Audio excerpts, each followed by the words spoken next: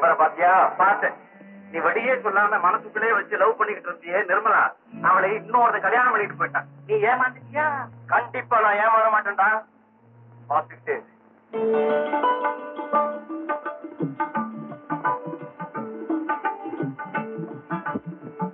9 மணிக்கு மங்கிலால் ஜவுளி கடை திறப்பு விழா, 10 மணிக்கு கோயில் விசிட், 11 மணிக்கு வெளிநாட்டு பிரமுகரை வரவேற்க விமான நிலையம் போவது. ஐயோ, இப்போ மணி 8:30.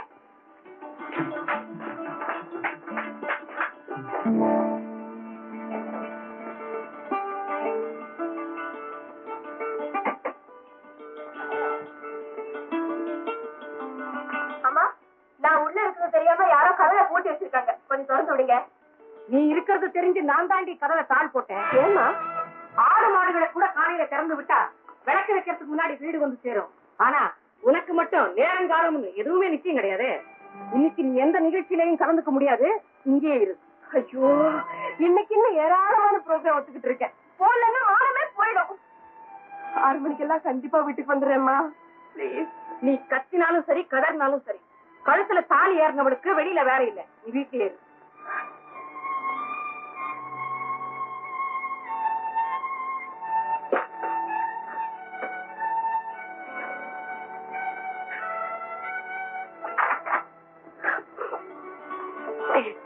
அம்மா, நீங்க நிச்சயமா கதையை தரப்பீங்கன்னு எனக்கு நல்லா தெரியும்.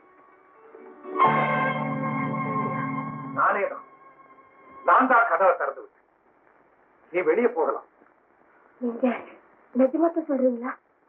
வேடிக்கைக்காக பேசுற பழக்கம் எனக்கு கிடையாது. நீ போக வேண்டிய இடத்துக்கு போயிட்டு விரும்பின நேரத்துக்கு திரும்பி வரணும். அம்மாவும் மற்றவங்களும் நான் வெளியே போறது விரும்பல. அவங்க ஏதாவது சொன்னாங்கன்னா? வாதம் பண்ணிக்கிட்டு இருக்கிறது வக்கீலோட வேலை, தீர்ப்பளிக்கிறது நீதிபதி தான். நான் சொல்றேன், நீ போகலாம். ரொம்ப தேங்க்ஸ். நீங்க என்ன வெளியே அனுப்புவீங்கன்னு நான் எதிர்பார்க்கவே இல்லை.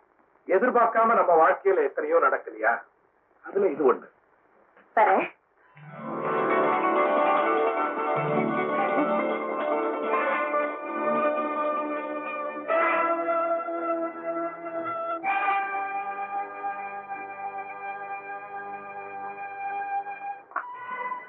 இது உங்களுக்கே நல்லா இருக்கா மாப்பிள்ள? எது? நிர்மலாவை வெளியே அனுப்புறீங்களே அது. நான் ஒரு பெரிய குடும்பத்து பெண்ணைத்தான் கல்யாணம் பண்ணிக்கிட்டு இருக்கிறேன் தவிர பெண் கைதி அல்ல. கைதி மாதிரி வச்சு தண்டிச்சாதான் அவளை வழிக்கு கொண்டு வர முடியுங்க. தண்டிக்க வேண்டிய சிலரை மன்னிக்க வேண்டிய அவசியமும் சில சமயம் ஏற்படும். அப்படிப்பட்ட அவசியம் உங்களுக்கு என்ன வந்தது? சாட்சி சாதகமா இருந்தா குற்றவாளியை விடுதலை பண்றது இல்லையா? என் மனசாட்சி அவளுக்கு சாதகமா இருந்தது, விடுதலை பண்ற.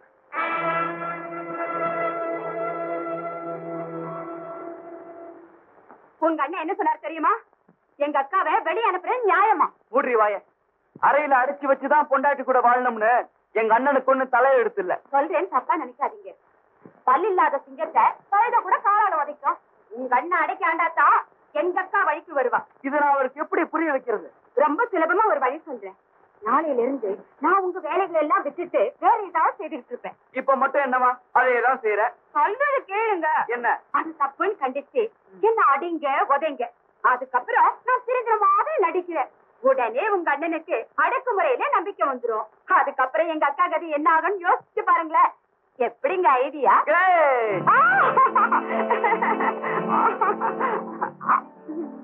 நல்லா இருக்குங்க. இன்னும் கொஞ்சம் சுத்துங்க.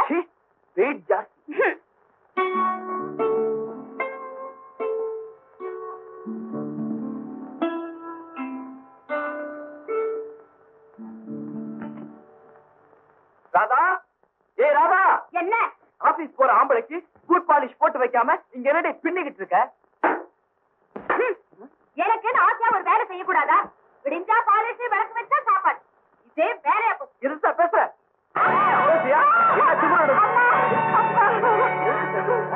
நான் என்ன தப்பு பண்ணிட்டேன்னு இப்படி அடிக்கிறீங்க? எங்க அக்கா மாதிரி 24 மணி நேரம் ஊரை சுத்திட்டா வீட்டுக்கு வர, அதே உங்க என்ன பொறுத்து இருக்காரு.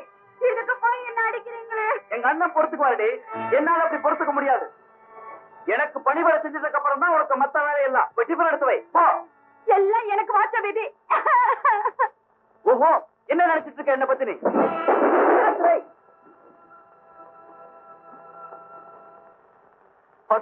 ஓகே, இதையும் குளிச்சிடணும். தட்டுல இட்லியை போடுறேன். இட்லி தான் எழுத்தாப்புல இருக்கேன், எடுத்து போட்டுக்கோங்க. நானே எடுத்து போட்டுக்கணும்னா இது என்ன வீடா இல்ல செல்ஃப் சர்வீஸ் கவுண்டரா? உங்களுக்கு பரிமாறிட்டே இருக்க நான் என்ன பொண்டாட்டியா இல்ல ஹோட்டல் சப்ளையரா?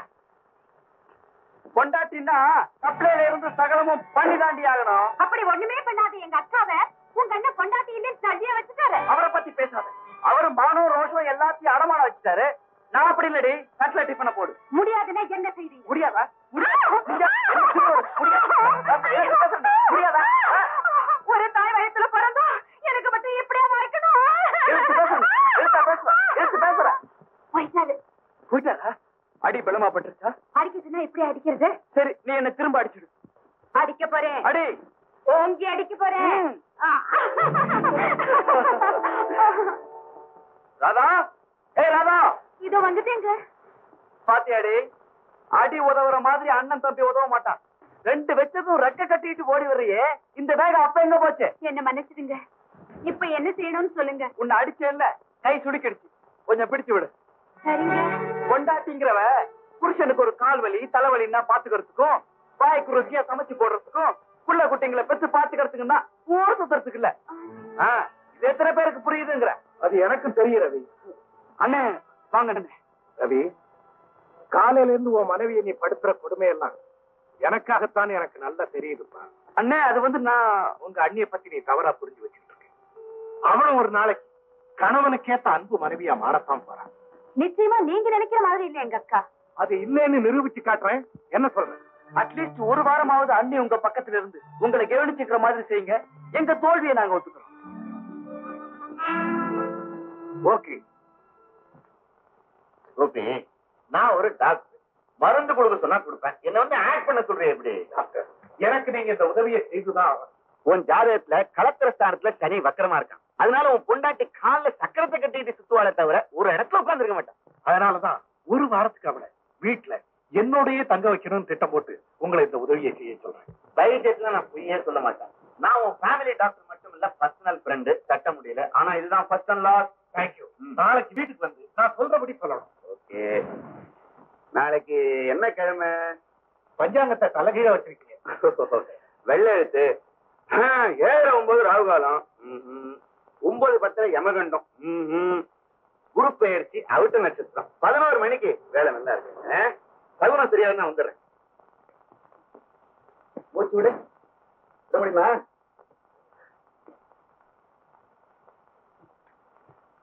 முருகா வேலாயுதம். கடுமையான உள்காய்ச்சல். 6ஆம் இடத்துல கேட்டு, 8ஆம் இடத்துல ராகு. என்ன நாடி பார்த்து ஜோசியம் சொல்றீங்க? நீங்க வைத்தியரா இல்லன்னா ஜோசியரா? ஜோசியம் தெரிஞ்ச வைத்தியரு, வைத்தியம் தெரிஞ்ச ஜோசியரு. ஏதாவது ஒரு தொழில் பார்த்தா உருப்படியா இருக்கும். ரெண்டும் கலந்தா லாபஸ்தானம். மாப்பிள்ளைக்கு நான் ஃபேமிலி டாக்டர், அவருக்கு என்ன நல்லா தெரியுங்க. அடடே, அவருக்கே தெரிஞ்சு போனதுக்கு அப்புறம் எனக்கு என்னங்க? டாக்டர், அவருக்கு இப்ப எப்படி இருக்கு? எத்தனை ஊசி போட்டாலும் வர வியாதியை தடுக்க முடியாது. ஏன்னா இவன் ஜாதகப்படி ஆரோக்கிய ஸ்தானாதிபதி குரு நீச்சம் அடைஞ்சிட்டான்.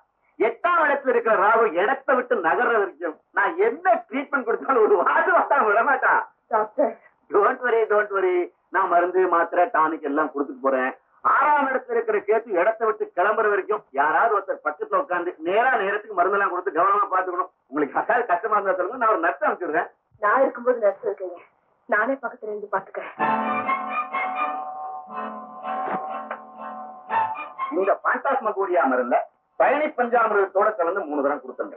இந்த தடுப்பு சயின்ஸ் பகல் பாண்டி மருந்த இந்த பழனி விபூதியோட கலந்து 3 தரம் கொடுத்துருங்க.